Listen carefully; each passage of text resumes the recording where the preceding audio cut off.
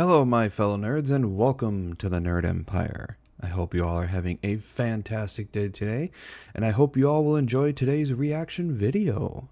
With that being said, let's get right into it, shall we? Alright, next video we have here is by the YouTuber called Tolkien Reflections. And this is 10 creatures that terrified Middle-earth. Now, I love Lord of the Rings. I firmly believe there is no trilogy that can outdo the Lord of the Rings trilogy. I don't think there'll ever be a trilogy that can outdo the Lord of the Rings trilogy. So this, I got done watching the Hobbit trilogy and the Lord of the Rings trilogy. I just got done watching Return of the King yesterday. Pork cutlets for supper tonight, and they won't cook themselves. Have a good one, Wombat. Thank you for being here. So let us see the 10 creatures that terrified Middle-earth. Middle-earth is incredible. Like, genuinely one of the most detailed, most thought-through fictional worlds ever created. The history, the languages, the mythology, the man spent decades building this thing. And when you're watching the films for the first time, it just feels like this grand epic adventure. Heroes, dark lords, magic rings. Classic stuff. But here's the thing nobody tells you before you go deep. Now, see, for me, my knowledge of the entire Lord of the Rings and Hobbit and everything only extends as far as the movies. I've never read any of the books. I don't know any of the lores. My knowledge is strictly with the movies, and I don't know anything outside of that. So I yearn for the mines, so I'll volunteer there in your empire. Diggy hole and all that. If you want, I can help you with that if I ever want to get together. Mod, because if I'm... The languages, too, one thing a lot of people overlook is Tolkien was he was a linguist. He made up the entire Elven language that is within, all of his books. The entire Elven language that is heard in the movies and read in the books is one that he came up with all by himself.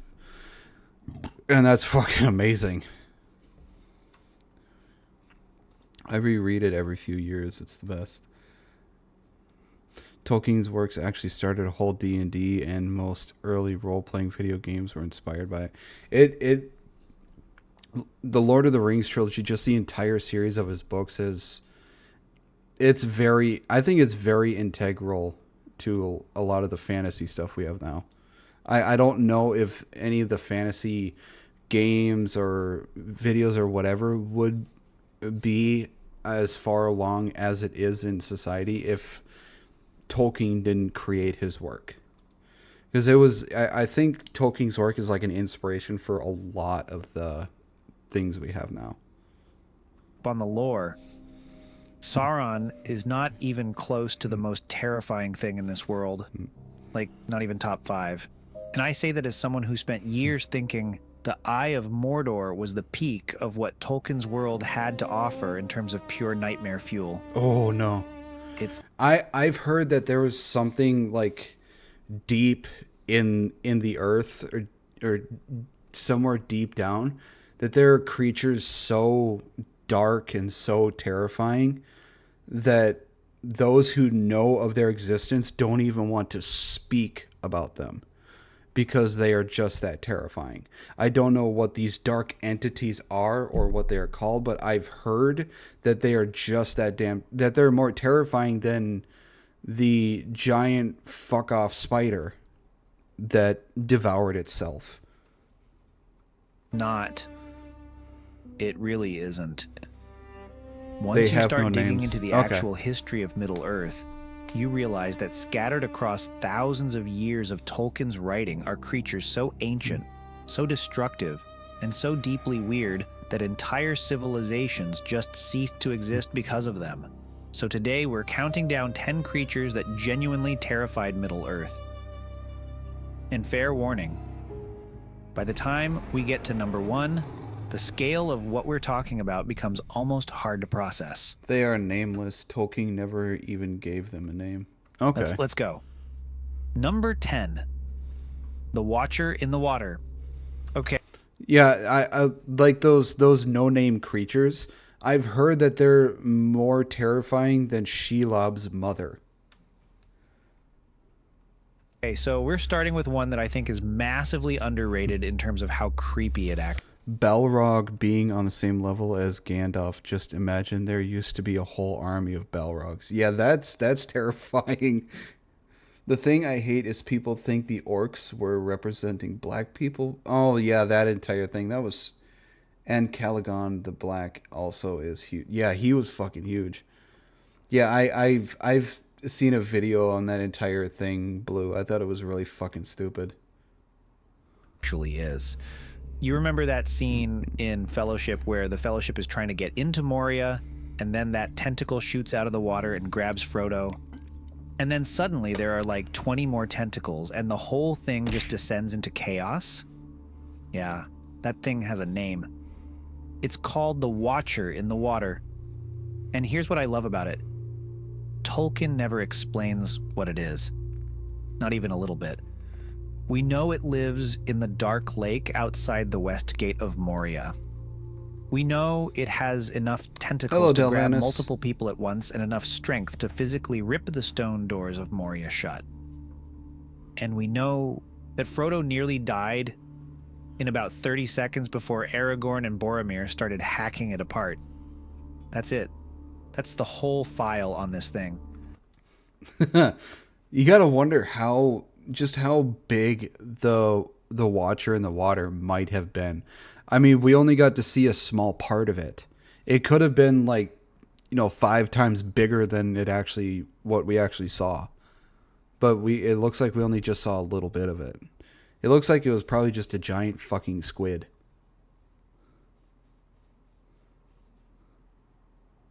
Yeah, it could have been a baby as well. Yeah, that's true. And I think that mystery is exactly what makes it so unsettling. Because in Tolkien's world, when something has no clear origin story, that usually means it's very, very old. There's a theory, a pretty compelling one, that the Watcher might be connected to what Gandalf calls the Nameless Things. Yep, the Nameless Things. Baby of it. It's basic. That's basically what it kind of looks like. Is a baby of Cthulhu. Creatures that exist so deep beneath the earth that even Sauron doesn't know about them. And if that's true, then what attacked the Fellowship at the gates of Moria wasn't some random swamp monster. It was possibly a glimpse of something that predates the entire history we know, which is a lot to process for what amounts to a brief detour before Cave. Anyway, moving on, because things get considerably worse from here. Oh boy. Number 9, Shelob. Yep. Right, so we go there she is, Shelob, from mysterious tentacle situation to giant spider, and I want to be honest with you. And just think, the spider we saw here in Lord of the Rings, Return of the King, isn't Shelob. That's like a small to medium-sized spider. I have a complicated relationship with Shelob. I watched Return of the King for the first time when I was probably too young to be watching Return of the King. And those tunnel scenes with Sam and Frodo gave me what I can only describe as a deep personal aversion to dark, enclosed spaces that I have not fully recovered from.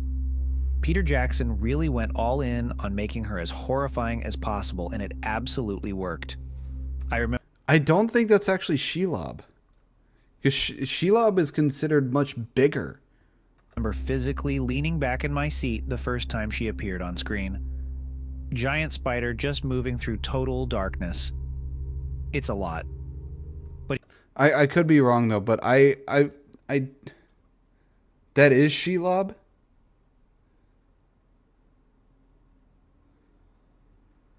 I thought Shelob would have been much bigger. The spiders from Mirkwood are about half her size. Okay. I figured this spider was just like another child of Shelob. Because considering how they speak of her, you'd think that she would be, you know, like much fucking bigger. Like maybe the size of a T-Rex. Here's the thing about Shelob that makes her even more disturbing when you know the lore. She's not just a big spider. She is The movies had to adapt some things differently, but they are super cool nonetheless. Yeah. the last known offspring of Ungoliant, a being so ancient and so terrifying that she helped Morgoth himself destroy the two trees of Valinor, the original sources of light for the entire world. Ungoliant was basically a cosmic horror that wore the shape of a spider, an entity of pure consuming darkness. And Shelob is her daughter. So As far as I've heard, Ungoliant is not actually dead. It's just gone somewhere. family tree is, as I once described it to a friend, not ideal. But here's the detail I find most interesting. Shelob lived right on the border of Mordor, basically next door to Sauron's entire operation. And Sauron never controlled her. Fun little fact, Mordor is loosely based on the Black Country, West Midlands in the UK where he grew up, and so did I. Oh, okay. Yeah, I think Ungoliant was about as big as what was the dragon's name again? I think Ungoliant was about as big as that black dragon, if not maybe bigger. Never tried to. Not He Smaug. just left her there because anything trying to sneak into Mordor through the pass of Cirith Ungol had to go through her tunnels first. She was functionally a living security system, one that Sauron didn't have to feed or manage or give orders to because her own hunger did all the work. And the fact that the Dark One of the few creatures in Tolkien's novels even bigger than Ungoliant is Ancalagon. Okay, so Ancalagon is actually bigger than Ungoliant.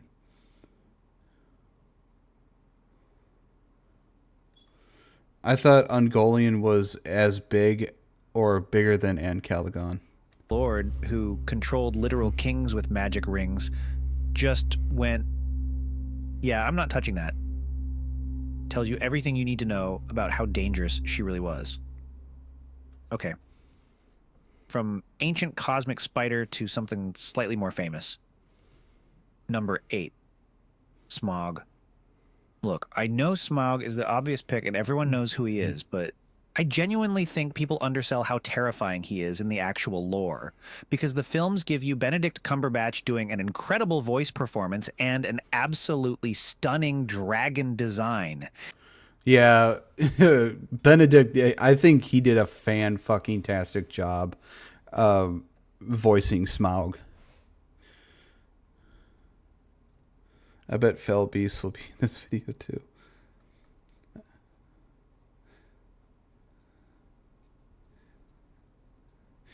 Well, Smaug would technically be considered a wyvern and not an actual dragon. If we go by the classifications of dragons, he is, yes, a dragon, but he is not the type of dragon Smaug would be considered would be a wyvern. And that's like a subspecies of dragon.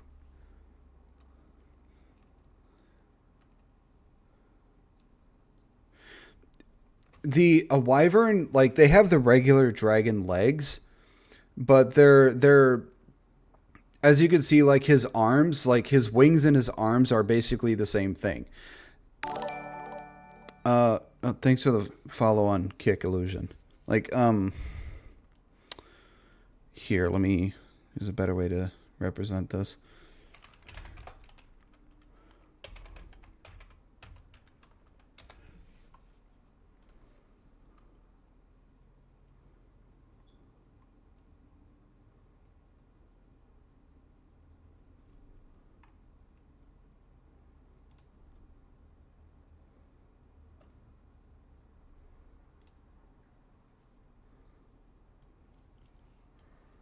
Okay, right here.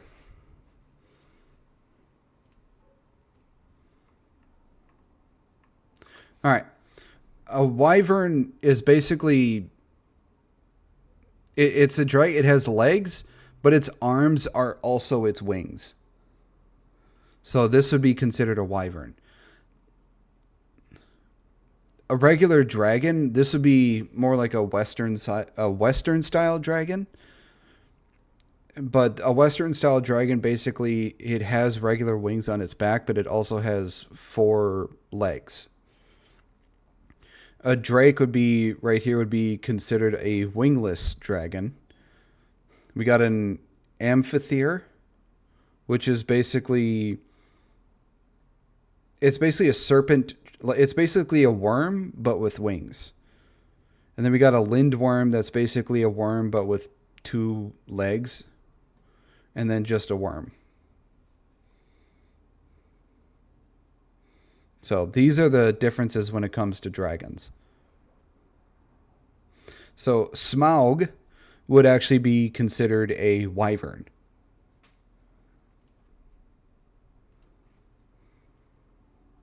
So yeah, right here. This would basically be Smaug, wyvern. So he is technically still a dragon, but it's basically like a subspecies of dragon, but a dragon nonetheless.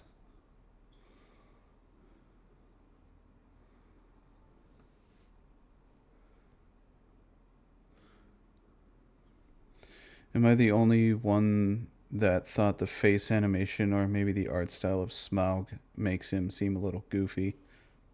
I don't know. Draco from Dragonheart is the best dragon I know. Isn't that the one that's voiced by what was his name?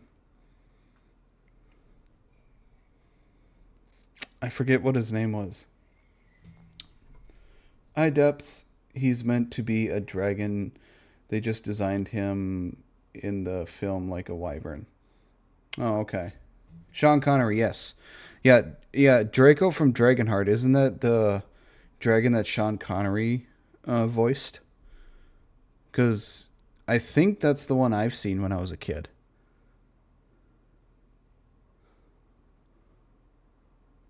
But yeah, Benedict Cumberbatch, I think he did a really fantastic job voicing Smaug. Okay, Fenny, then yeah, I've seen that one. That's actually one of my favorite movies, but I haven't seen it in like 25 years. And the scale of him under all that gold is genuinely breathtaking.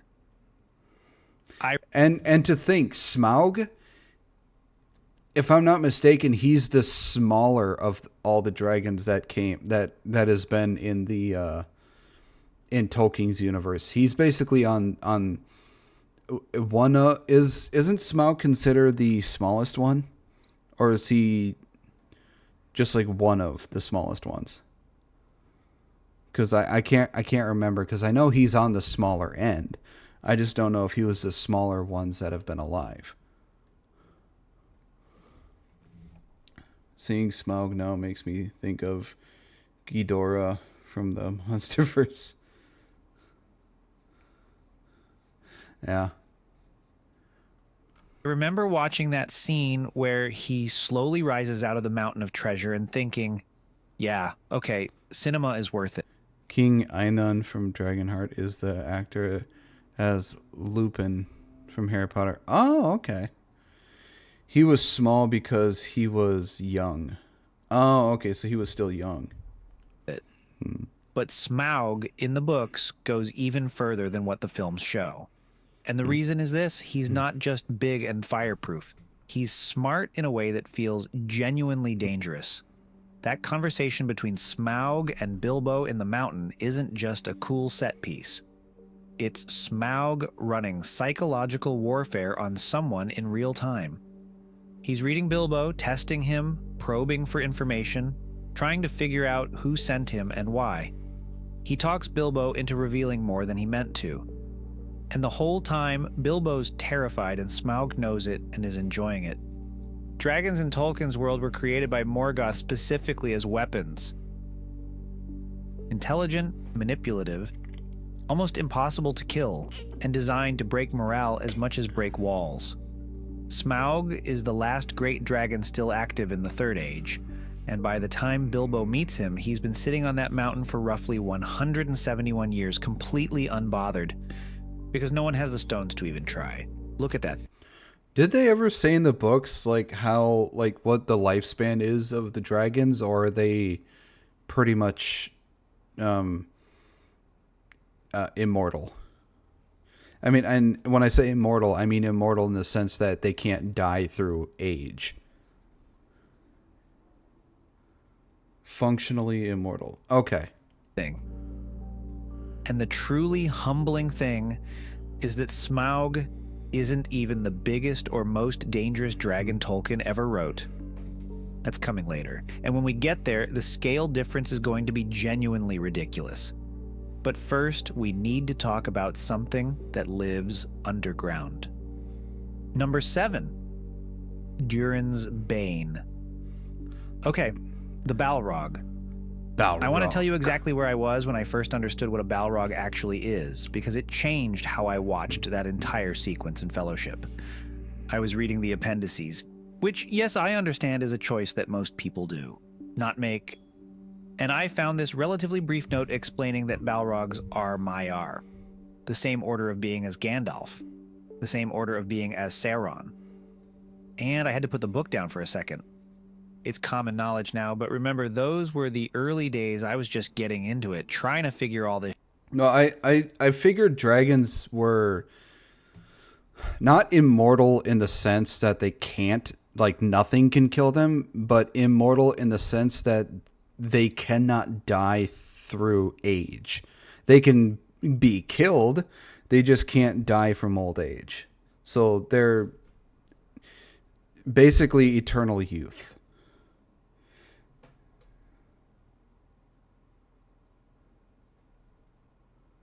Yeah, essentially like elves, where they can live forever, but they can still be killed.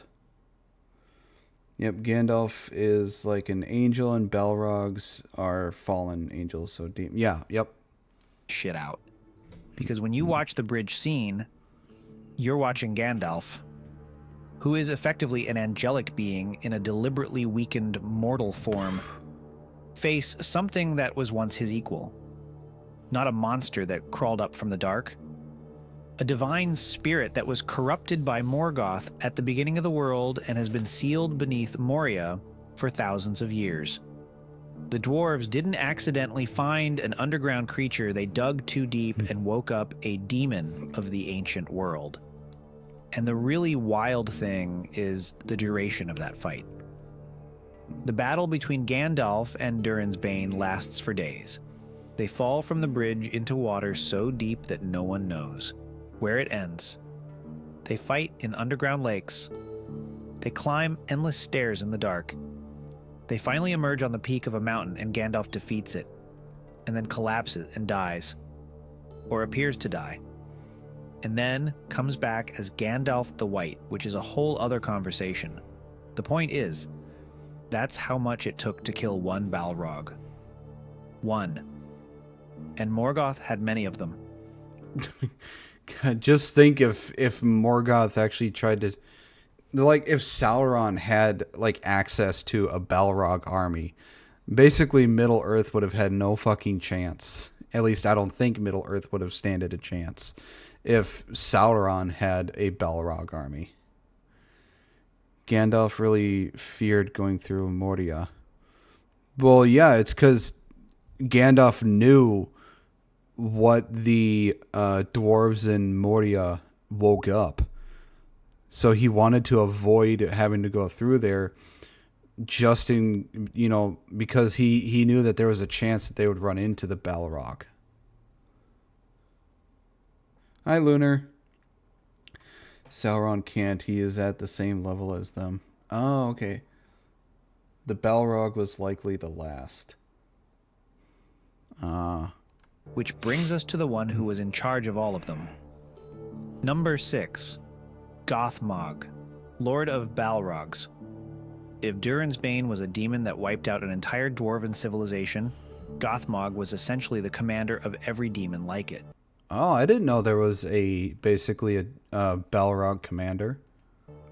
Gothmog was the Lord of Balrogs, Morgoth's most powerful lieutenant during the First Age, the general of the Dark Armies. And the way Tolkien writes him is something I genuinely appreciate. He doesn't give Gothmog long speeches or detailed descriptions.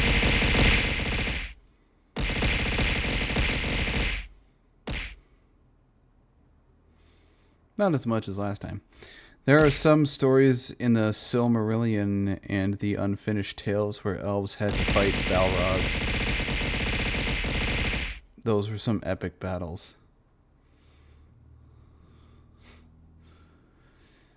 I mean, it sounded like it was some epic battles. He just appears at the worst possible moment in the biggest battles of the First Age, and then great heroes start dying. Feanor, the legendary elf who created the Silmarils, probably the greatest craftsman in the history of Middle-earth. A figure so important that half the wars of the First Age were fought because of his jewels. The Balrogs killed him. Gothmog was with them, leading them. Fingon, High... Listen to that. Balrogs killed him. Like, it took more than one Balrog to kill that elf. It sounds like that elf was just that fucking powerful, and they had to use more than one Balrog just to kill his ass. Imagine the ancient wars with Balrogs, and Melkor was above them and above Sauron. Terrifying power. king of all the Noldor during one of the most catastrophic battles ever fought in Tolkien's world. Gothmog killed him too. There's something almost matter-of-fact about how Tolkien records these deaths, like the historian just writing. And then Gothmog arrived, and then this great king fell. No drama, no drawn-out duel, just... Well, what the fuck killed Gothmog then?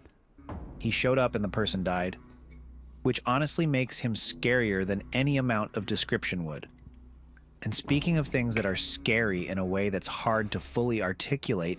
I mean, did anything kill Gothmog, or did he just get sealed away, or what the fuck? The next entry is probably my personal favorite on this list. Not because it's the most powerful, but because the story around it is one of the darkest things Tolkien ever wrote. Number 5, Carcharoth. So I need to set the scene here, because the story of Carcharoth only makes sense with context. In the First Age, a man named Beren and an elf called Luthien pull off what is probably the most audacious heist in the history of fantasy fiction. They infiltrate Morgoth's fortress, Angband. They get into the throne room, and they steal one of the Silmarils, one of the most sacred jewels in existence, directly from the iron crown on Morgoth's head, while he's sitting in the chair, while his armies are right outside. Damn, now that is some one ballsy thievery there. Beren and Luthien then attempt to escape, and at the gates of Angband, they run into Carcharoth. Carcharoth was the greatest werewolf Morgoth ever bred. Not just a big wolf, a creature raised personally by the Dark Lord from birth, fed on living flesh, grown to a size and ferocity that nothing in the world could match. He was the guardian of Angband's gates, and for a long time, no one had managed to get past him. In either direction, Beren holds up the Silmaril, hoping its holy light will drive Carcharoth back. Instead, Carcharoth lunges forward and bites Beren's hand clean off. Hand and Silmaril swallowed whole. Now here's where it gets genuinely biblical. The Silmaril burns inside Carcharoth like holy fire. From the inside. The jewel is literally consuming him, and the agony drives him into a complete frenzy. He goes berserk across the entire land of Beleriand, killing everything. Unable to stop, unable to rest, this sacred object slowly destroying him from within. It takes the greatest hunters of the age tracking him down in what becomes known as the Hunt of the Wolf to finally bring him down. And when they cut him open, the Silmaril is still burning inside. For me personally, this is the coolest story. Wow. Karcheroth was one badass puppy. Now, from the greatest wolf ever created, we move to the creature that I think deserves a lot more attention than it usually gets. Do not steal more than one Silmaril or everyone wakes up. Number 4. Glaurung, father of dragons. Smaug is famous. Smaug is the dragon everyone knows. But Glaurung is the one that genuinely unsettles me. Glaurung was the first dragon Morgoth ever created. The original. Every dragon that comes after, including Smaug, exists because Morgoth made Glaurung first and worked out what he was doing. So in a very real sense, Glaurung is the template for one of the most destructive categories of creature in Middle-earth. But what makes Glaurung different from every dragon that follows him is that his primary weapon isn't fire. It's his mind. Glaurung can lay what Tolkien calls a dragon spell, a kind of a psychic dominance that paralyzes people, warps their memories, makes them see things that aren't there, and removes the ability to think clearly.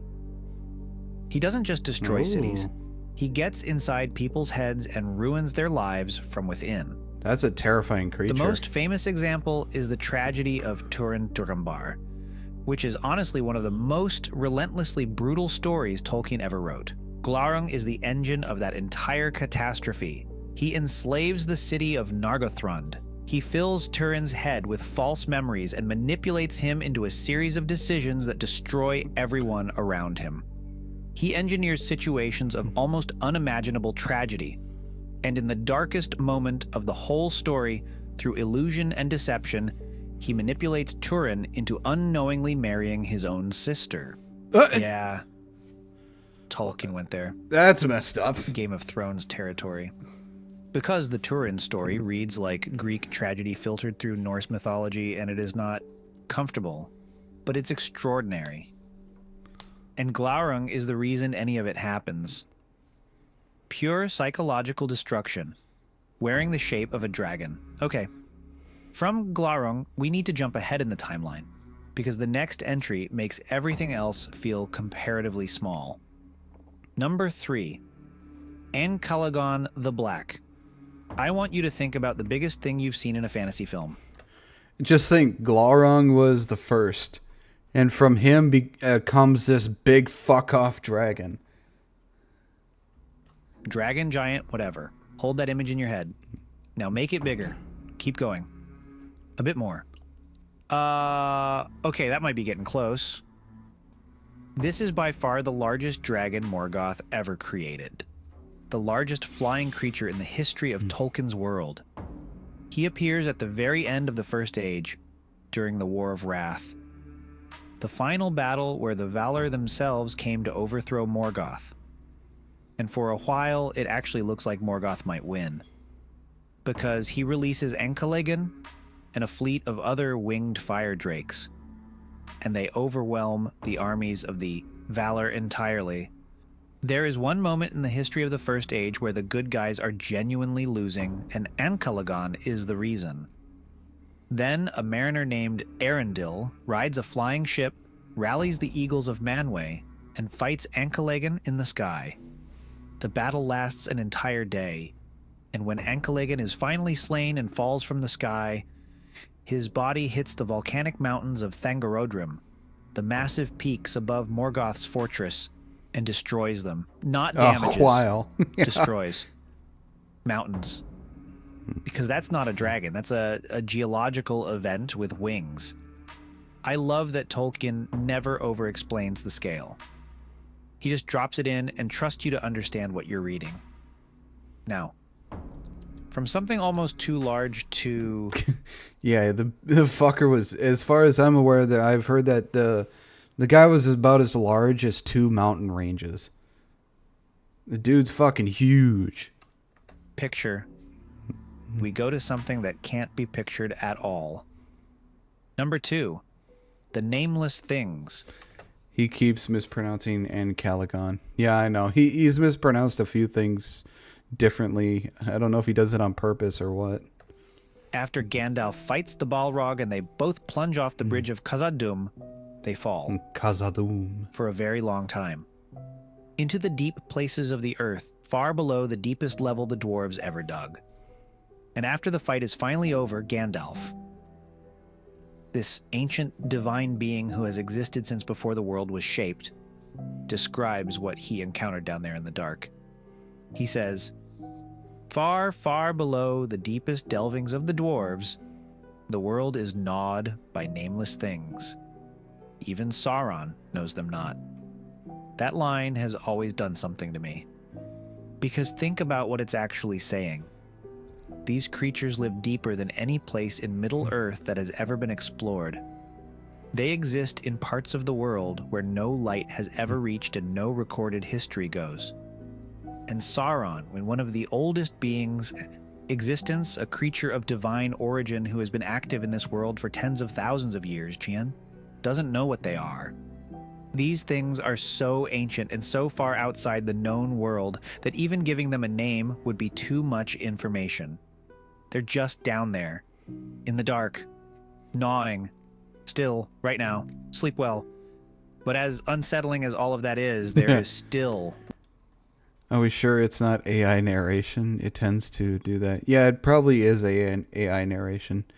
Eru is still the most mysterious and powerful being. I would love to meet him in lore. One being in Tolkien's legendarium that stands above every monster, demon, dragon, and unknowable horror on this list. The original source of all of it. Number 1, Morgoth. Look, putting Morgoth at number 1 almost feels like cheating. Because he doesn't just belong on a list of terrifying creatures. He's the reason most of them exist.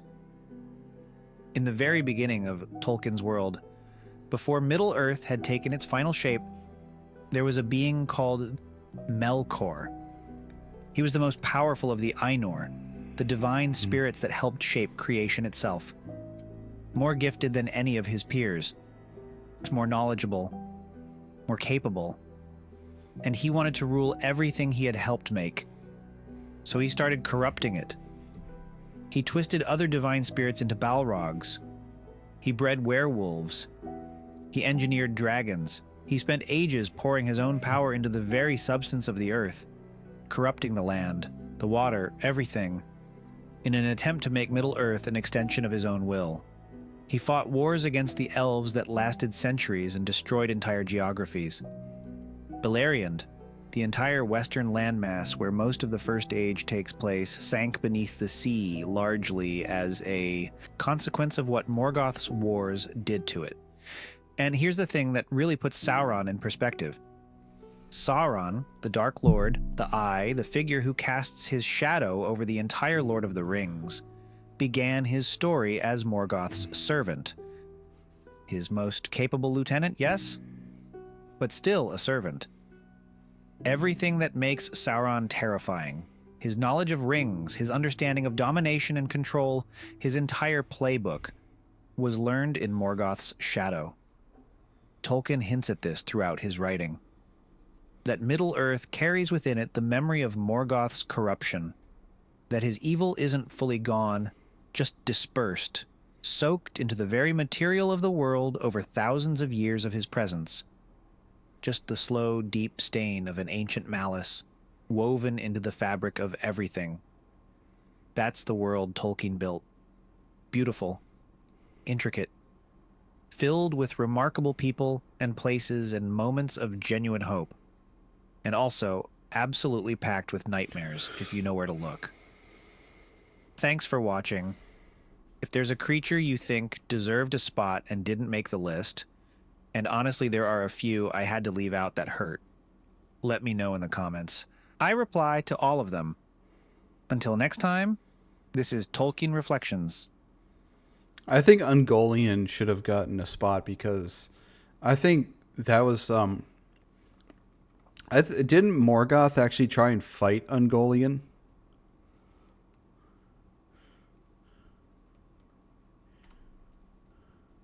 Or did he just work together with her? I would love to meet a good-hearted dragon god and hide from Kick. Morgoth made deals with Ungoliant in the end. Oh, okay. For some reason, I thought he fought Ungoliant at some point. Well, that is the end of this video. I hope you all enjoyed it. If you did, please make sure to give a like and subscribe. I post videos 3 to 5 days a week here. I also post videos over on my other channel for gaming as well, so please make sure to give that a look-see, see if you enjoy that as well. I also stream anywhere from 3 to 5 days a week as well. Links to all my social medias will be on my YouTube page. And with that being said, I hope you all have a wonderful rest of your day, and I will see you all in the next video. Bye-bye.